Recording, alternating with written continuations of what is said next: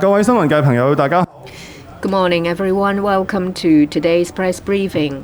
I will give you information about the flow. First of all, the Chief Executive, together with the Secretary for Department, as well as the 11 non-official EXCO members, will take to the stage to have a photo taken. And then Mrs. Regina Ip, the convener, will say a few words before answering questions together with the Chief Executive. We now ask the Chief Executive, together with the Secretaries of Department, as well as the 11 non-official EXCO members, to take to the stage. This will be a photo call.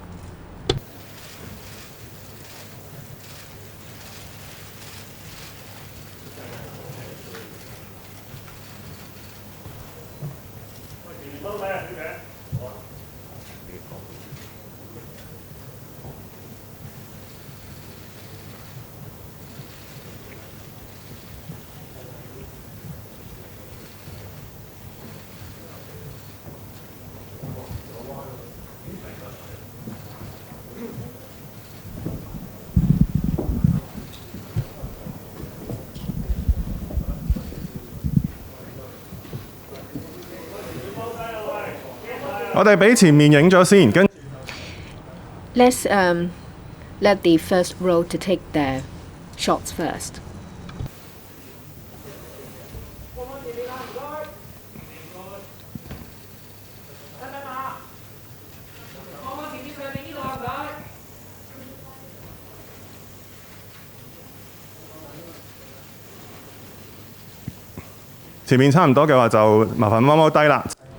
I now ask the first row to lower themselves so that there'll be room for those at the back to take photos.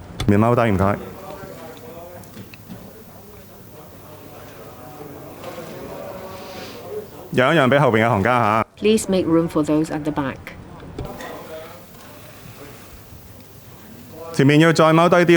You have to really squat down.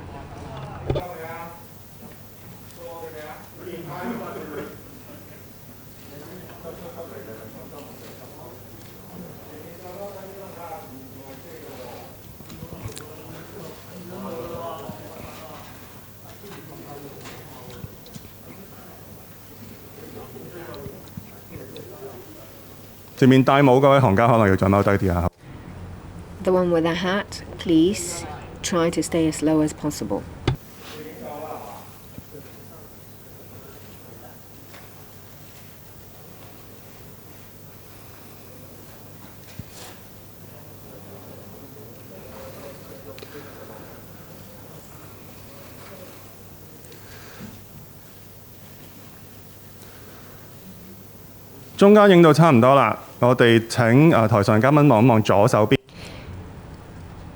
Those on the stage, please look to the left.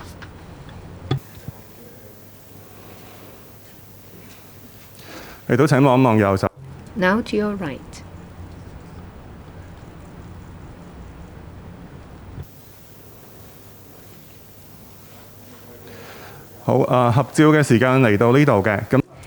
That's all for the photo call. EXCO members will return to the meeting venue. They will start with the last row. And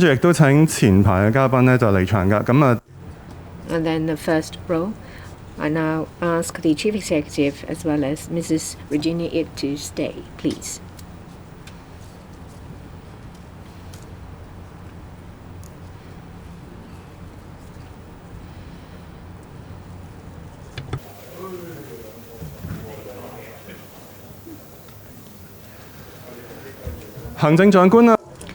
The Chief Executive will first make a short opening to be followed by Mrs. Regina Ip before answering questions.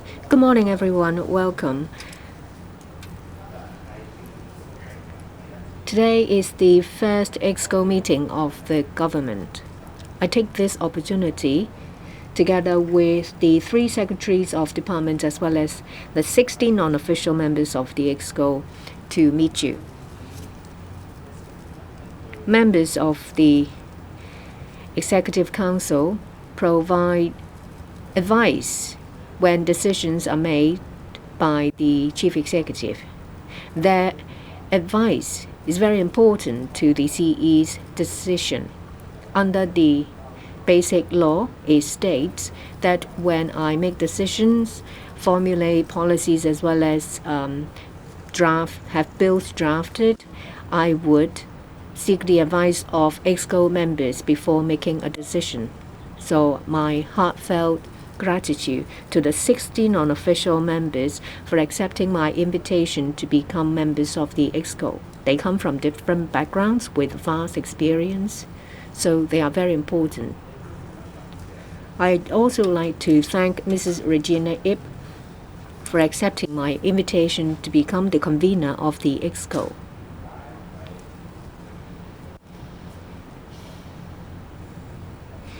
Mrs. Ip has rich experience in the legislature as well as public administration. She's very familiar with the operation of the government and she is very much public-spirited. I believe that in carrying out her duties, Mrs. Ip will be very efficient, effective, especially when it comes to telling a good story of Hong Kong and speaking for Hong Kong. And I thank Mrs. Ip for her show of commitment. I now give the floor to Mrs. Ip. Good morning. First of all, I thank the Chief Executive once again for appointing me as the convener of the new EXCO, as pointed out by the Chief Executive. Members, and there are 16 non-official members of the Executive Council with vast experience from the legislature, legal and financial fields, and they are all veterans. We are appointed as EXCO members in our individual capacity, and we are responsible for putting forward our best advice for the Chief Executive. And we stay united, and we have actually started our work. So this is an undertaking we give to the Chief Executive. In the coming 5 years, we will be assisting you with the best advice we could give, so that under your leadership, as we stay united, we will promote the development of Hong Kong. Thank you, Mrs. Yip. The floor is now open. Those who would like to ask questions, please raise your hands, and when your name is called, please first introduce the media outlet you represent and use the mic when you speak, and please limit yourself to 2 questions. This lady reporter in red in the front. This is Kari from Bloomberg.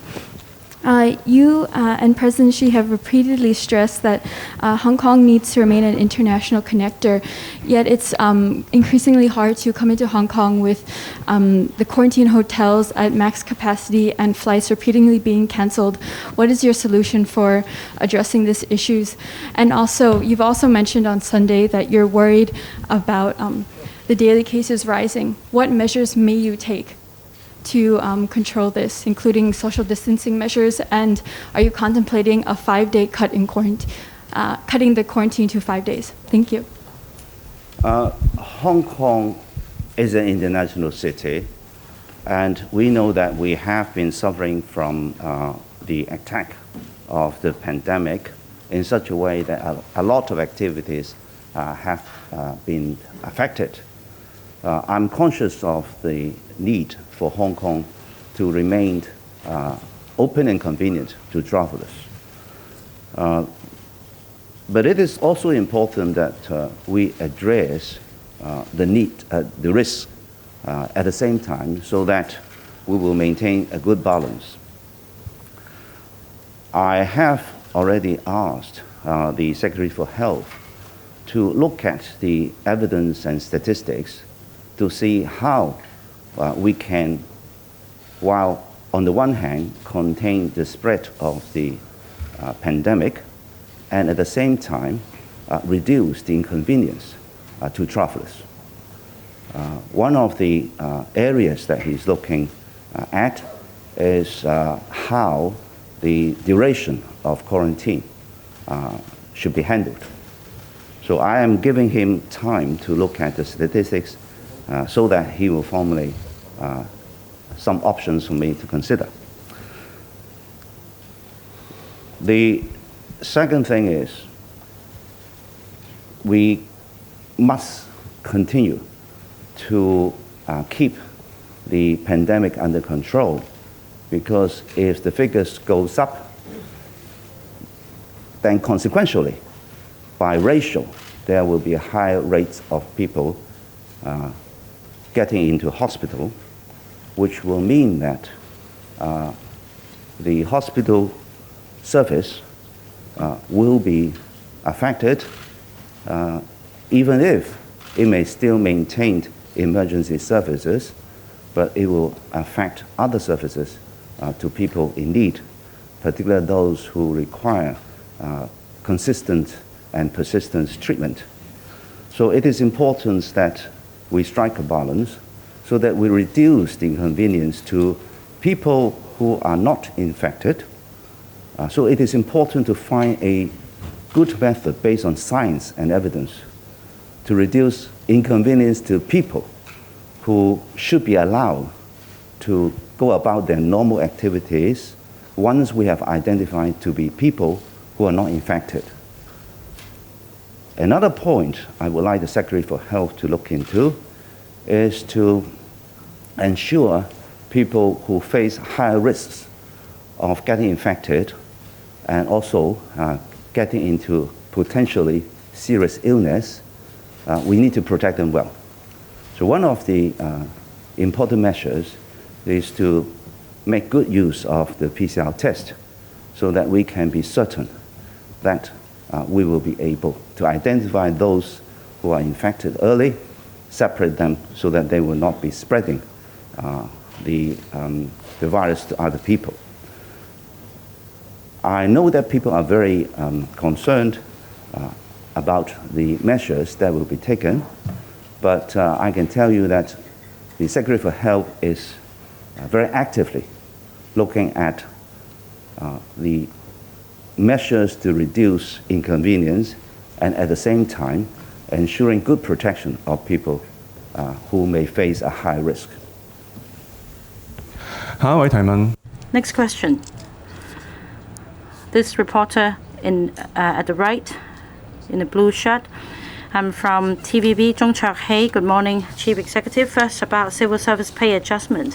What is your personal take on the matter? Do you agree that senior civil servants should receive a 7% pay hike? And in order to enhance the level of governance, shouldn't that be a more clear mechanism with KPIs formulated in terms of promotion and selection in order to boost staff morale and the community's perception on civil service? Previously, in our program on the TV, in terms of housing production, you said that you aim at halting the waiting time at 6 years and then further reduce the waiting time for public housing. And what is your preliminary view on public housing production? On the matter of civil service pay adjustment, first, we need to be fair to them. The civil service performance is directly pegged to the efficiency of the government. And in fact, according to the latest World Competitiveness Report, the effectiveness or efficiency of the government in Hong Kong has come the top few places on the chart. So that means the efficiency of the government as a result of good performance of the civil service is acknowledged by the rest of the world. So why is it that there is an expectation shortfall? We need to find out why. Has it to do with cumbersome procedures, the red tape? Has it to do with a lack of resources or lack of coordination among government departments? That is why I stress that one important role within the government is the leader. If the leading officials intervene actively whenever an issue arises, then there will be better coordination and there will be clearer delineation of duties and responsibilities. And of course, civil servants committed to their work will be able to achieve better results. And we hope to achieve such good results so that civil service performance will remain good as a result of enhanced governance. That's the first point. Second point,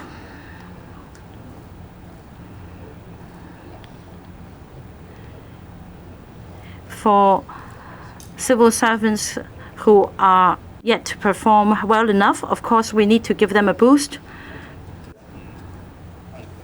And we also need to handle these cases according to the established rules and regulations. And there is an established mechanism in the civil service in this regard. Housing is another matter close to people's heart, and that is why in my election manifesto, I dedicated a whole chapter to housing supply. I've put forward this chapter exactly to show the importance I attach to housing. Housing has been a long-standing issue in Hong Kong, and every term of government has strived to resolve this issue. And that is why myself and my team will stay fully committed to resolving this issue. Meanwhile, we must have regard to reality.